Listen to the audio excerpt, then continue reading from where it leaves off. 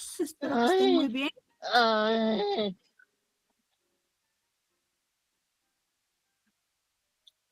Bueno, sin tomar en Buenos cuenta días. las cosas que están de fondo. Buenos días a todos, espero que estén muy bien. Por favor, para quien tenga abierto su micrófono, para no tener interferencias, puede cerrarlo y abrirlo en el momento en que quiera participar en clase. Con todo gusto, está a la disposición de ustedes la participación en cualquier momento.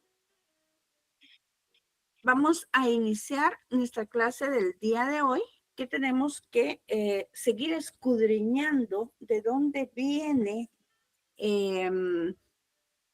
este flujo de dinero hacia el Estado para que el mismo pueda servir en la inversión de plataformas públicas, como hemos estado hablando con anterioridad. El tema era los recursos públicos, de los cuales vimos su definición y las clasificaciones. Dentro de estas clasificaciones vimos los recursos ordinarios y extraordinarios. Y nos quedamos hablando de los recursos, o decíamos,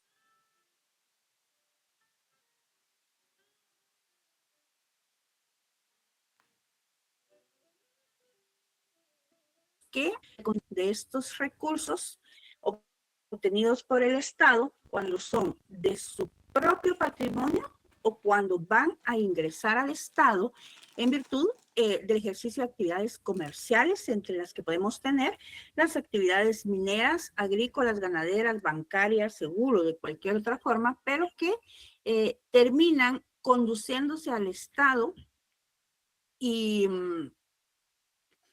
que van a llenar esas arcas del Estado para distribuirlo a través de la ley del presupuesto en el cumplimiento de necesidades de las personas del Estado, ¿verdad? Estos recursos provenientes del ejercicio de estas actividades pueden provenir de los bienes o de las empresas propias que tenga el Estado, y ahí se van a considerar originarios, o de aquellos que son extraídos de un patrimonio ajeno por ese poder que tiene el Estado, el poder imperio, ¿verdad? Y a estos, de requerir una tributación, y a estos recursos se le van a denominar derivados. Cuando hablamos de esta categoría, tenemos que entender que no son solo los recursos tributarios, sino también son todos aquellos recursos que proceden de créditos, porque nosotros como Estado tenemos a atender a un endeudamiento cuando no hay una solidez financiera o cuando no hay un buen manejo de fondos. Se tiende a tener un endeudamiento, el cual implica la creación de recursos tributarios para cubrir los servicios por intereses y amortizaciones. Cuando empezamos con la clase, yo les dije a ustedes que ahorita le voy a dar la palabra a la licenciada Wendy. Les dije que esto era algo que teníamos que ver en una administración a nivel macro, pero que obviamente estaba relacionado con cómo nosotros podemos concebir nuestra propia administración a nivel micro. ¿Qué manda, licenciada Wendy?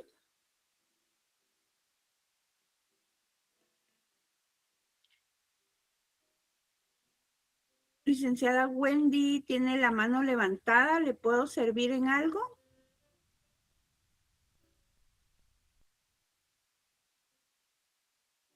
Licenciada Wendy Elizabeth Martínez Cindy, Flores. buenos días, un Buenos gusto días. saludarle. Solo para recordarle grabar la clase, licenciada. Ay, tan linda, muchas gracias. Pero sí, ya la estoy grabando, Ligda. Muchas Ok, gracias. Le muy bien. agradezco el recordatorio, muy amable. Muy bien, entonces decíamos de que tenemos que tener esa perspectiva para una asimilación, eh, pues, más, más llevadera, más rápida, en visualizar que ahorita estamos viendo una administración de recursos de un estado, que es algo que podemos determinar a nivel macro, pero que podemos hacer la comparación rápidamente con nuestra propia administración, ¿verdad? Entonces, cuando hablamos de esta categoría de los recursos derivados del Estado, les indico yo que aquí no son solo los tributos, sino todos aquellos procedentes de créditos que tenemos debido al endeudamiento que podemos tener como Estado. Ya que tener un endeudamiento como Estado va a implicar una creación de recursos tributarios para cubrir todos los servicios por intereses y amortizaciones. ¿Qué quiere decir? El Estado de Guatemala se endeuda por X o Y razón para tener dinero en tal o cual cosa, pero para poder desarrollar una plataforma, por ejemplo, no estoy diciendo que sea así, no lo vayan a tomar así, porque habría que profundizar en el tema. Pero vamos a un tema de actualidad. El aumento a todo lo que sea combustibles y sus derivados, ahorita, ¿sí? El aumento de precio que esto ha tenido. El Estado puede cubrir un subsidio que le dé a la población para amortizar el pago final o el pago que la población está haciendo como consumidor final de este suministro a través de un endeudamiento. Quiere decir que va a tomar un préstamo de esto o del otro para poder, en teoría, aliviar el bolsillo del mismo Estado, que es el consumidor final de todos estos hidrocarburos. Pero el Estado, que no es una persona física, sino que es todo el conjunto de instituciones, no,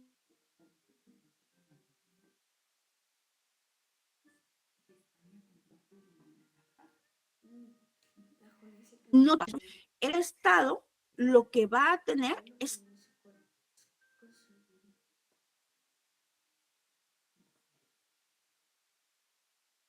una forma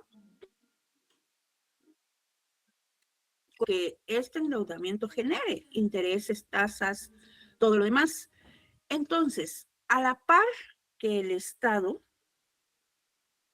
está dando este subsidio, tiene que estar creando la forma de introducir un impuesto, un tributo más cobrado a la población para poder pagar este compromiso monetario que está adquiriendo a largo plazo. Entonces, esta es la forma en que el Estado va a cubrir ese tipo de endeudamientos. Estos endeudamientos que adquirió para satisfacer algunas necesidades van a regresar al Estado en forma de tributos. Y esos recursos denominados tributos que llegan al Estado están considerados como recursos derivados, ¿verdad? Eso, a grosso modo, de este tipo de recursos que ingresan al Estado para el cumplimiento de todas las necesidades que va a tener la población como integrante de ese Estado o como uno de los elementos de ese Estado, ¿verdad?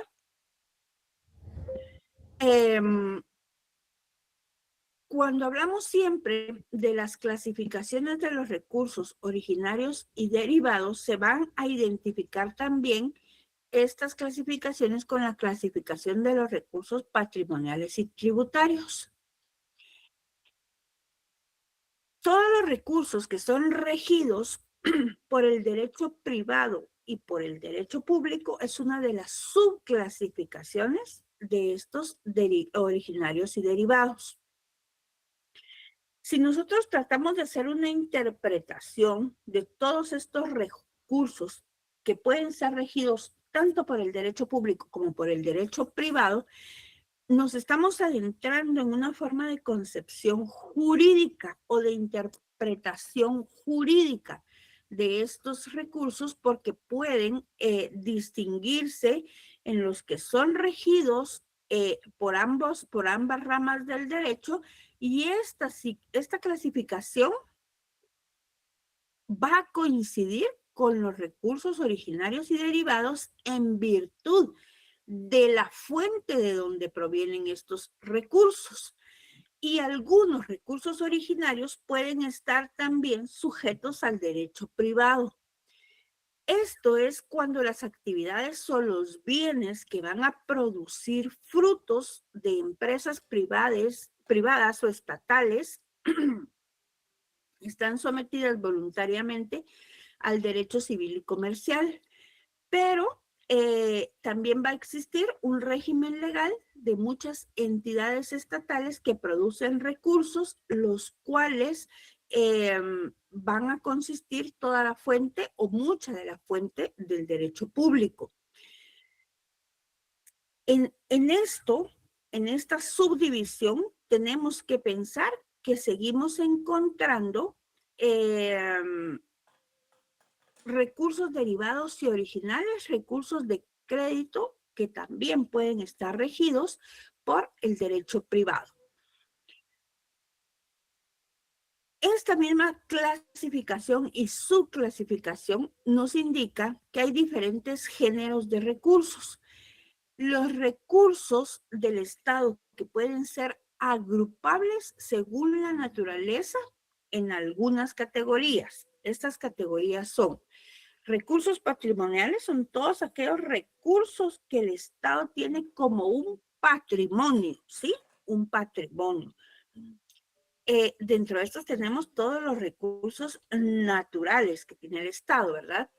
Tenemos los recursos tributarios, que son todos aquellos que el Estado obtiene a través de un sistema autorizado previamente de tributación obligatoria o coercitivo para la población. Tenemos los recursos del crédito, que van a ser todos los ingresos que tenga el Estado a través de los diferentes créditos que obtenga a nivel internacional o que obtenga incluso del derecho privado, y todos aquellos empréstitos que tenga el Estado y que en algún momento representen una liquidez de recursos que ingresen a las arcas de este Estado. La misma clasificación, pero el otro tipo de recursos es la emisión monetaria que hace el Estado, ¿verdad? El dinero, la moneda que tenemos, que son los recursos de los que dispone el Estado para el cumplimiento de sus obligaciones. Y vamos a tener en esta subclasificación o en este género de recursos uno considerado como varios, que pueden ser donaciones que el Estado recibe en dinero en efectivo para el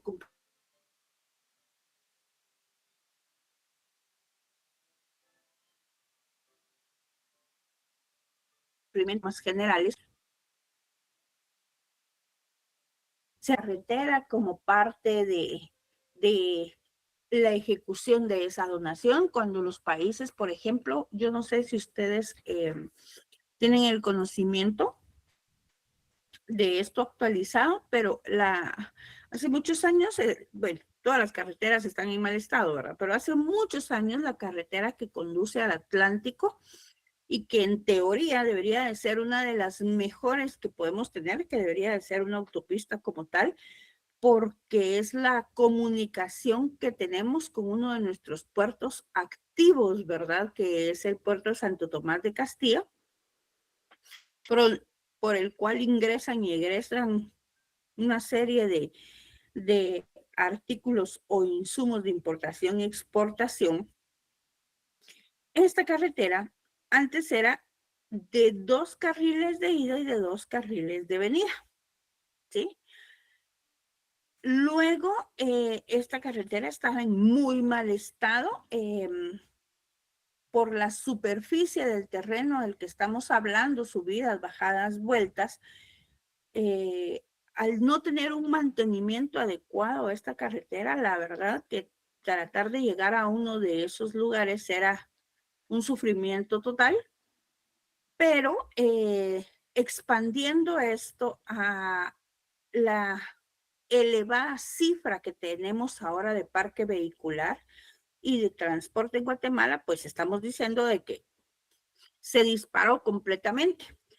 Hace algunos años esa carretera empezó a mejorar, empezaron a hacerle más carriles, carriles de ascenso, a arreglar los paredones, las laderas de la carretera, porque era una carretera que sufría constantemente derrumbes, entonces cerraba uno o dos carriles y parábamos la circulación. Se tenía incluso pérdidas enormes por parte del sector privado cuando se transportaban productos perecederos desde Santo Tomás de Castilla para distribución en diferentes puntos de Guatemala, etcétera. Llegamos al punto incluso de que no podían pasar ni vehículos de emergencia como ambulancias, patrullas, para poder acudir a cualquier situación o socorrer en cualquier situación.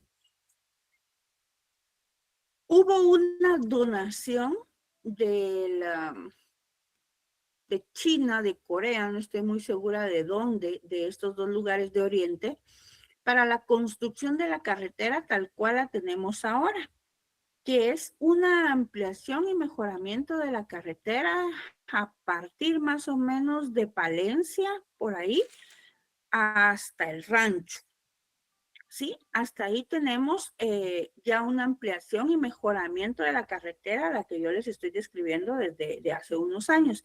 Continuamos sin que sea una autopista viable del rancho hacia Puerto Barrios, a Santo Tomás de Castilla, hacia otros lugares de la República, incluso Esquipulas a la frontera con Honduras, pero porque el Estado no ha invertido lo necesario de sus recursos públicos en el mejoramiento y mantenimiento de esta red vial.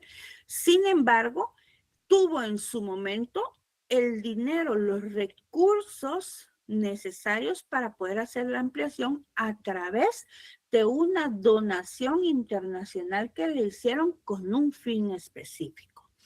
Esos son los tipos de recursos varios que puede recibir el Estado y que vienen donados para un fin específico, como en este caso fue la construcción de la carretera, o que pueden venir con fines diversos, como es para aliviar la economía, la salud, qué sé yo, dentro de Guatemala.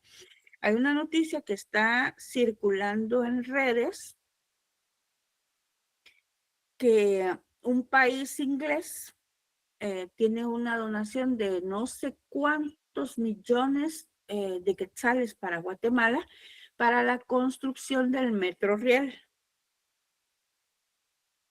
En ese sentido, entendemos que va a ser un recurso que ingrese al Estado con un fin específico y que va a tener que sufrir una regular vigilancia o una escrupulosa vigilancia para el cumplimiento de los fines que tiene. ¿Por qué?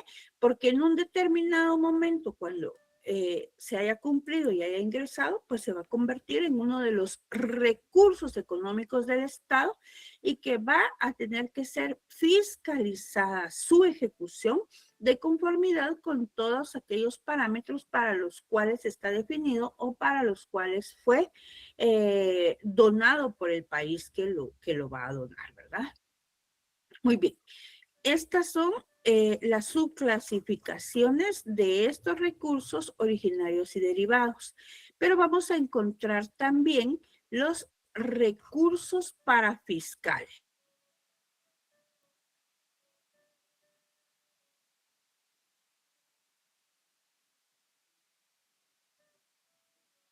Tenemos que saber que se han creado dentro de la administración unas categorías especiales de gravámenes, ¿sí? Que son análogas a los tributos y que se van a diferenciar de estos por algunas cosas. Son muy parecidas a los tributos, ¿sí? Pero son análogos a estos, son categorías especiales o específicas, ¿verdad? Que se van a convertir en recursos parafiscales.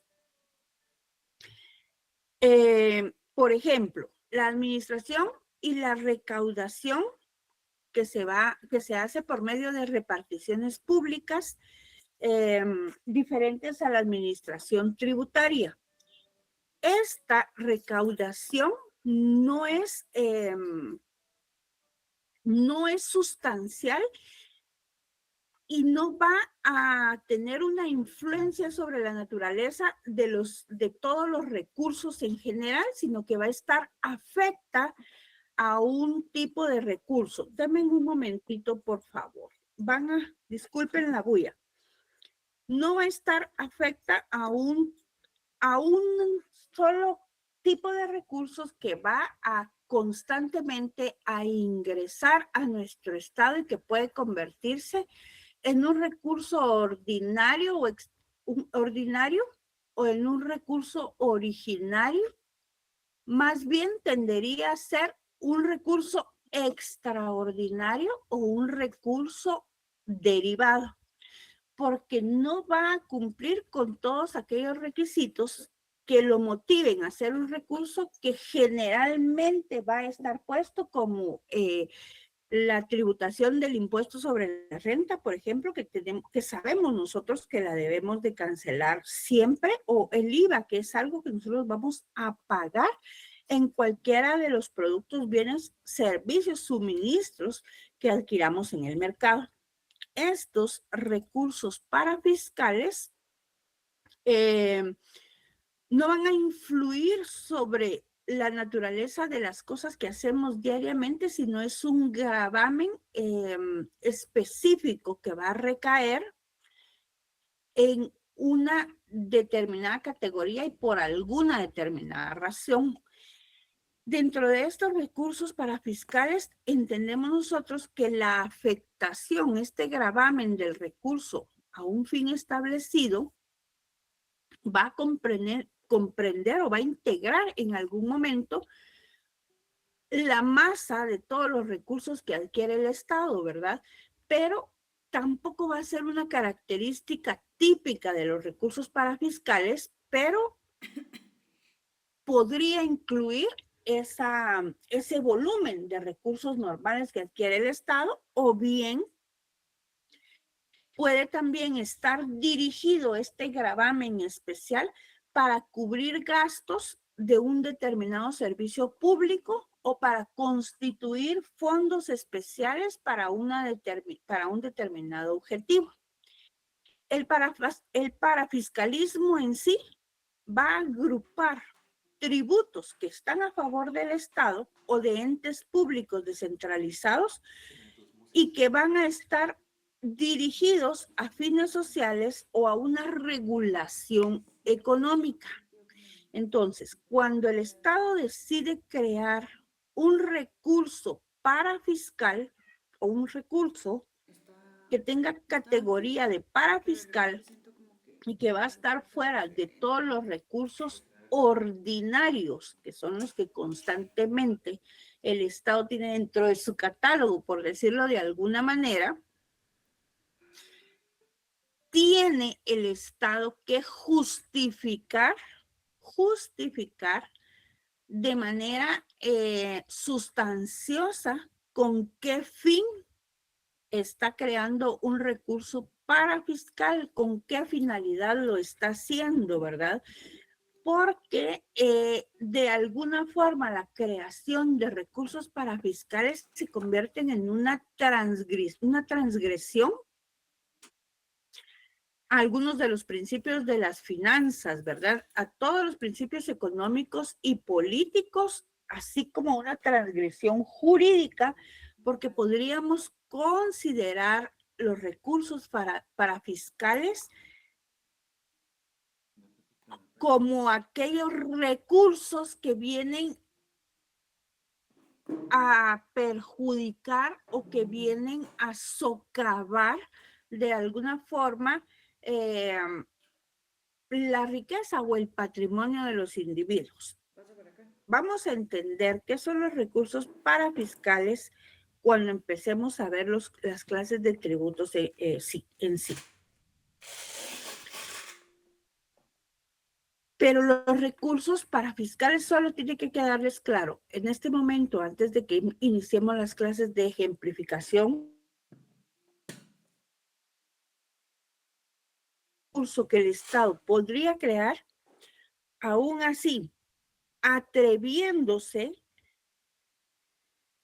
a una violentación por una doble tributación, por una tributación excesiva, por un empobrecimiento de la población, pero que el Estado podría crear con un fin social benéfico y que va a agravar una determinada actividad, un determinado insumo o una determinada categoría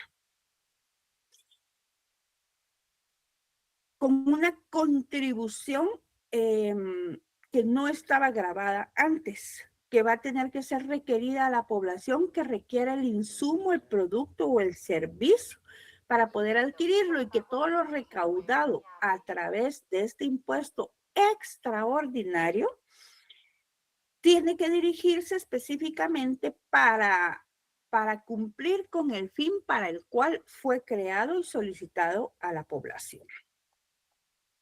Muy bien. Y por último, tenemos en esta clasificación pues la emisión monetaria, ¿verdad? Cuando hablamos de emisión monetaria, que hablamos de la moneda en sí como uno de los recursos del Estado, tenemos que pensar en un tema que regularmente va aparejado con la circulación monetaria que tiene el Estado como recurso, que es el tema de la inflación, que va a surgir precisamente de la circulación monetaria y significa una disminución del poder de compra de todos aquellos artículos que no pueden reajustarse de inmediato al nivel de los ingresos reales que se tiene dentro de una población según,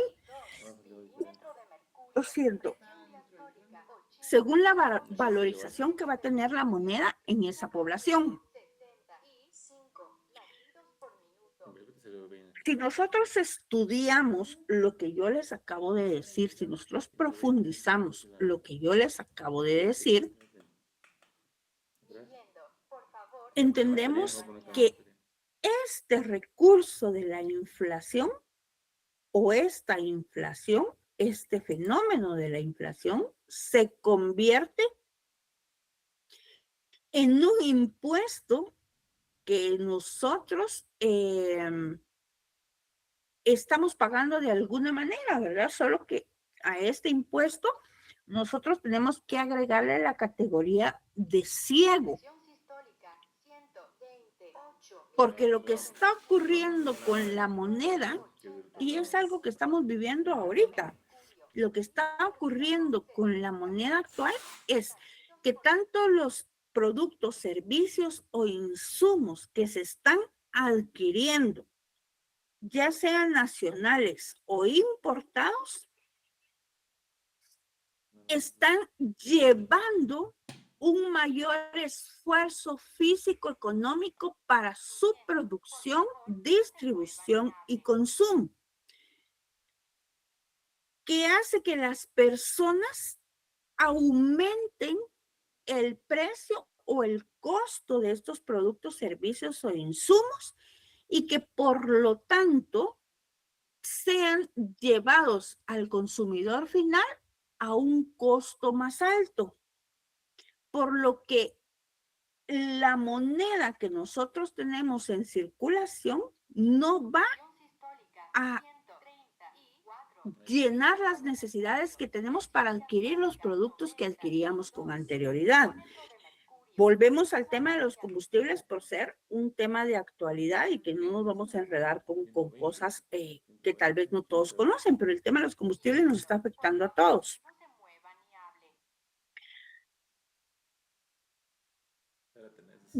Nuestro territorio, ciudad capital, no podemos nosotros describirlo como un territorio dedicado al cultivo, por ejemplo.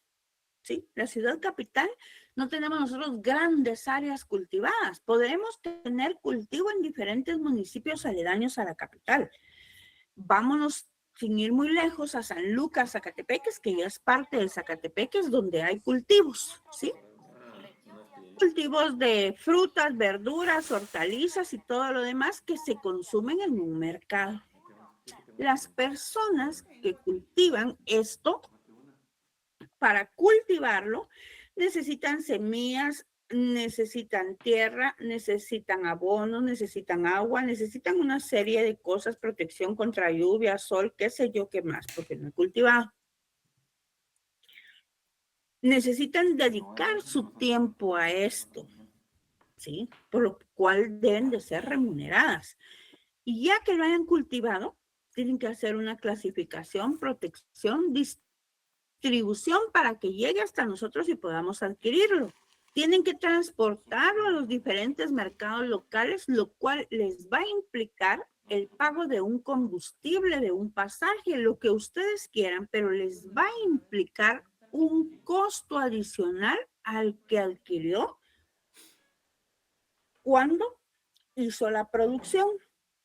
En ese sentido, el problema que tenemos con los combustibles y los hidrocarburos ahorita es que como en el mercado están a un precio más alto, obviamente los que antes llenaban un tanque de un vehículo con 500 quetzales, ahora lo están llenando con 800 o 900. No le van a poder cobrar a este productor lo mismo que le cobraban antes para transportar sus productos a un mercado local. Le tienen que cobrar más porque ellos están gastando más, no solo en los combustibles, sino en todos aquellos elementos que necesitan para hacer el transporte y todo aquel costo de la vida que está subiendo para ellos para el mantenimiento de su propio bienestar. Lo que quiere decir que todo se viene encadenando de tal forma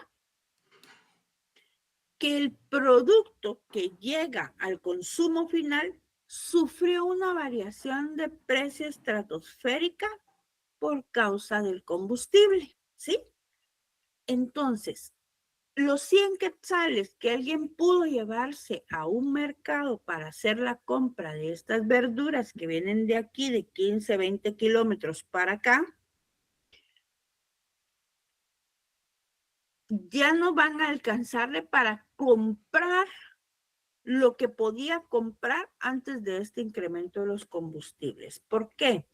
Vamos a suponer que son verduras, porque lo que antes le costaba media docena de zanahorias, güisquiles, papas y todo lo demás, ahora cuesta el doble. Entonces, la misma moneda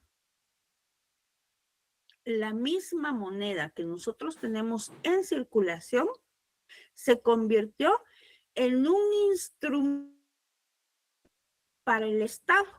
La emisión monetaria que el Estado tiene que hacer tendría que ser más alta, porque yo necesito gastar más dinero en la compra de productos o servicios para mi propio mantenimiento.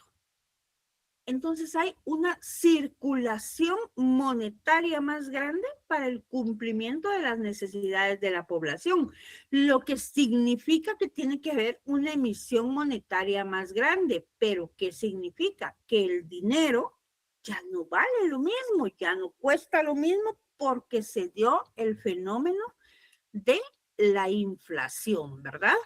Entonces, esto nos indica que el nivel de ingresos reales, según la desvalorización de la moneda, provocó el fenómeno de la inflación. Entonces puede decir que la inflación constituye un impuesto y se le agrega ese adjetivo que yo les decía, ciego, para indicar que no incide a contribuyentes indicados por la ley, sino afectados por el azar, que somos todos nosotros, como consecuencia de esa disminución que tenemos nosotros en nuestros ingresos reales, porque tenemos una disminución en nuestros ingresos reales. La inflación constituye este recurso para el Estado, porque el Estado, de alguna forma, deja de pagar lo necesario a la población para poder sobrevivir de una manera digna, ya que los precios suben, pero los salarios continúan igual. Y lo que termina redundando en que el nivel de bienestar de la población decaiga, ¿verdad? Entonces, esta inflación constituye también uno de los recursos del Estado como consecuencia de la disminución de estos ingresos reales. Ahora, aunque constituya uno de los recursos del Estado, esta inflación, a diferencia de los impuestos, no va a tener como criterio que le inspire el principio de esta capacidad contributiva, ni va a responder a ningún otro criterio de justicia o eficiencia de política económica, como en teoría deben de estar analizados los impuestos y los tributos. La inflación como recurso del Estado siempre va a ser como consecuencia no deseada de una política incorrecta de gastos y de ingresos y de servicios. ¿A qué nos referimos con esto? Cuando se hace un estudio de política tributaria, el estudio debe de estar dirigido a que el Estado, como el ente autorizado para crear tributos y para solicitarlos de forma coercitiva a toda la población, tiene que determinar antes de la creación del tributo dos cosas importantes. Sobre qué va a recaer el hecho impositivo del tributo y la capacidad tributaria que tiene que tener la persona para pagarlo. ¿A qué me refiero? Cuando se hace este análisis, por ejemplo, nosotros vemos el impuesto sobre la renta. Esta distribución del impuesto sobre la renta fue analizada a que ese tipo de impuesto fuera pagado por una persona que tenía rentas. ¿Qué son rentas? Emolumentos, salarios, honorarios. Una persona que está percibiendo un ingreso está obligada a pagar un impuesto sobre ese ingreso. Ese es el impuesto sobre la renta. Una persona que está desempleada y que no tiene ingresos, ¿cómo se le va a cobrar un impuesto sobre la renta? Entonces, en ese análisis se crean los tributos. ¿Por qué? Porque tenemos el hecho impositivo o el hecho generador del tributo, que es la percepción de un salario. Ahí se cumplió. Y la capacidad tributaria de la persona. Si la persona ganó tanto de dinero, tiene la capacidad de pagar tanto de impuesto. Eso es lo que se dice. Claro que no lo quisiéramos pagar, ¿verdad? Pero eso es lo que se dice. Ahí se reúnen las facultades necesarias para crear un impuesto. Cosa contraria sucede con la inflación. La inflación no está viendo si usted tiene ingresos, si usted tiene trabajo, si usted tiene casa, si usted tiene los medios de pagarlo. Las cosas se dispararon de un día para otro por fenómenos distintos y va a recaer en usted, consumidor final, y entonces usted solo va a tener una opción. Si no tiene el dinero para comprarlo, no lo compra. Si no tiene el dinero para comprar ya carne, no la compra porque su salario no aumentó, pero los precios de la carne sí. Si no tiene dinero para andar en vehículo porque el combustible está más caro, tiene que ver cómo se moviliza. Ese es el efecto de la inflación, que va a constituir un recurso del Estado, pero que no va a estar diseñado, programada para dar un beneficio a la población, como es un hecho generador, un hecho impositivo que le permita tener la capacidad contributiva para sobrellevar una carga impositiva que está dando el Estado a través de la mala administración de sus recursos. Hoy sí, como dice el meme, se tenía que decir y se dijo, ¿verdad? Ojalá que nadie me vaya a salir por ahí con que no era así, pero así es, la mala administración de sus recursos. ¿Alguna pregunta, licenciados? No he visto al licenciado Montepeque últimamente. ¿Está por ahí? ¿Saben si está bien?